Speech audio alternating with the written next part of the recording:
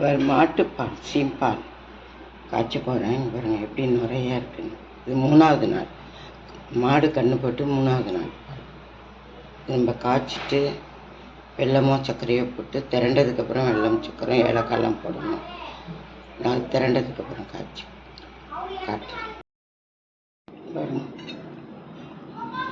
நுரையெல்லாம் அடங்கிடுச்சு. பாருங்க இன்னும் கொஞ்சம் நுரை இருக்குது.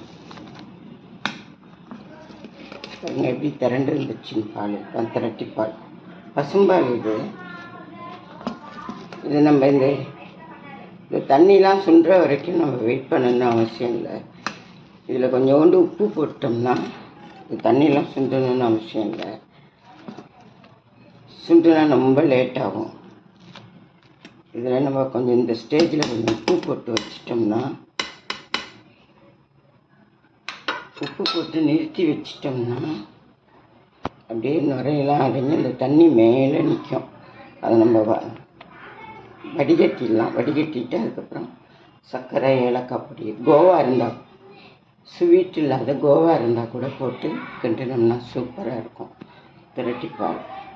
இதை நம்ம திரண்டதுக்கப்புறம் மிக்சியில் போட்டு அடிச்சுட்டு உருண்டையாக கூட உருட்டி சாப்பிட்லாம் கொஞ்சம் நெய் விட்டு.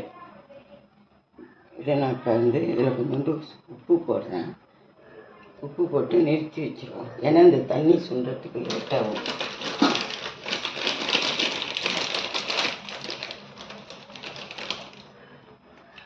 சும்மா இந்த அளவுக்கு உப்பு போடுங்க இந்த பாலுக்கு. இது 2 லிட்டர் பால். 2 லிட்டரு 3 லிட்டரு தெரில. அப்படியே ஒரு மாட்டில் இருந்து கறந்து கொண்டு வந்து கொடுத்தாங்க, வாங்கினோம்.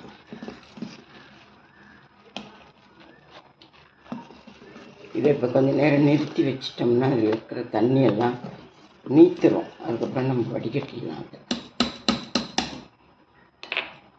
நிறுத்திட்டு இதை கொஞ்சம் நிறுத்திட்டு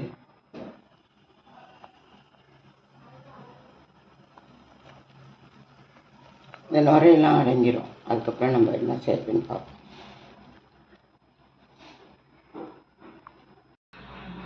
பாருங்கள் உப்பு போட்டு எனக்கு நிறுத்தி ஆற வச்சுருக்கேன். இதை நம்ம இந்த மாதிரி பாத்திரத்தில் வடிகட்டிக்கலாம். வடிகட்டிட்டு அதுக்கப்புறம் இதை வேறு பாத்திரத்தில் மாற்றி நம்ம சர்க்கரையெல்லாம் போடுவோம். சர்க்கரை ஏலக்காயெல்லாம் போட்டு கொஞ்சோண்டு நெய் போட்டு எடுத்து வச்சா சூப்பராக இருக்கும். பால்கோவா விட நல்ல டேஸ்ட்டாக இருக்கும். நம்ம இதை வடிகட்டிக்குவோம்.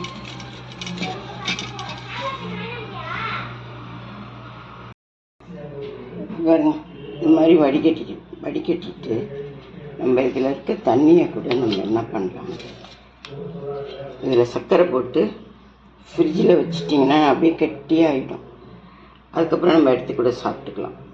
ஐஸ்கிரீம் மாதிரி நல்லாயிருக்கும். இதில் ஃப்ரெஷ் ஐஸ்கிரீம் கொஞ்சம் போட்டிங்கன்னா நல்லாயிருக்கும்.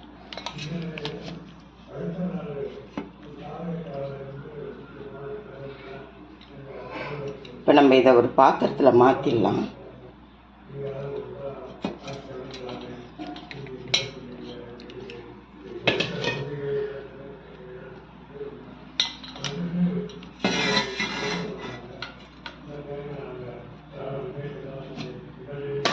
இதை ஒரு பாத்திரத்தில் மாற்றிட்டேன். நம்ம அடுப்பு பற்ற வச்சுக்கிட்டு இதுக்கு தேவையான சர்க்கரை போடலாம். இப்போ நான் அடுப்பு பற்ற வச்சுட்டேன். இதை போட்டு இதில் ஒரு ஸ்பூன் நெய் போட்டுக்கலாம், ஒட்டாமல் வரும்.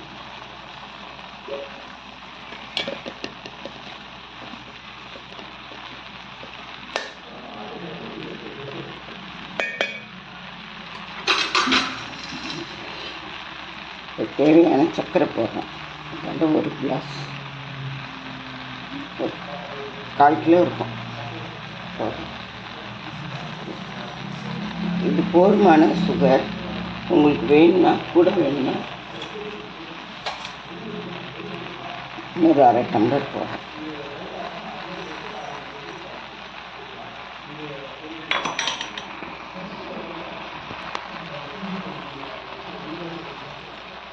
இதால் ஒரு ஸ்பூன் ஏலக்காய் நிறுத்தும் போது போட்டுக்கலாம். கொப்பட்டை வாசனை இருக்காது. நிறுத்தும் போது போட்டுக்கலாம். எல்லாம் இதால் ஒரு ஸ்பூன் ஏலக்காய் இருக்காது. 5-6 ஏலக்காய் பொடிச்சிட்டு போட்டுக்கோங்க. அப்போ தான் நல்லாயிருக்கும் வாசனை. இது நம்ம நல்லா சுண்ட விட்டுருவோம். அதுக்கப்புறம் காட்டுறோம்.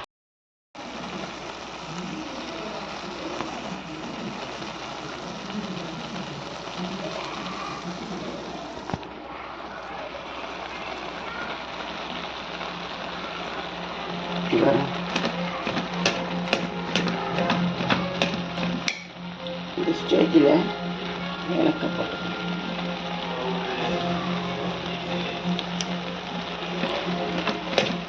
நாங்கள் எங்கள் வீட்டில் இப்படி தான் செய்வோம்.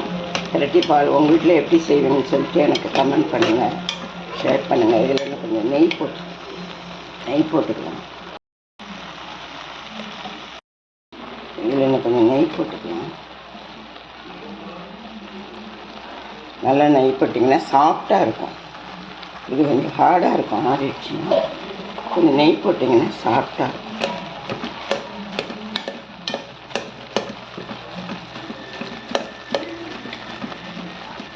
உங்களுக்கு இந்த வீடியோ பிடிச்சிருந்தா லைக் பண்ணுங்கள், ஷேர் பண்ணுங்கள், கமெண்ட் பண்ணுங்கள், சப்ஸ்கிரைப் பண்ணுங்கள்.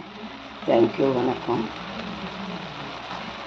இப்படி தான் திரட்டிப்பால் பசும்பால் இது இப்படி தான் செய்யணும். நீங்கள் வெல்லம் போட்டு செஞ்சிங்கன்னா இன்னும் சூப்பராக இருக்கும். இதில் கொஞ்சம் பால்கோவா சேர்த்து, பச்சை பால்கோவா, ஸ்வீட் இல்லாத பால்கோவா சேர்த்து செஞ்சிங்கன்னா இன்னும் சூப்பராக இருக்கும். இப்படி தான் ஒரிஜினல் திரட்டிப்பால் இது தான். உங்களுக்கு இந்த வீடியோ பிடிச்சிருந்தா லைக் பண்ணுங்கள், ஷேர் பண்ணுங்கள். உங்கள் வீட்டில் நீங்கள் எப்படி செய்வீங்கன்னு எனக்கு கமெண்ட் பண்ணுங்கள்.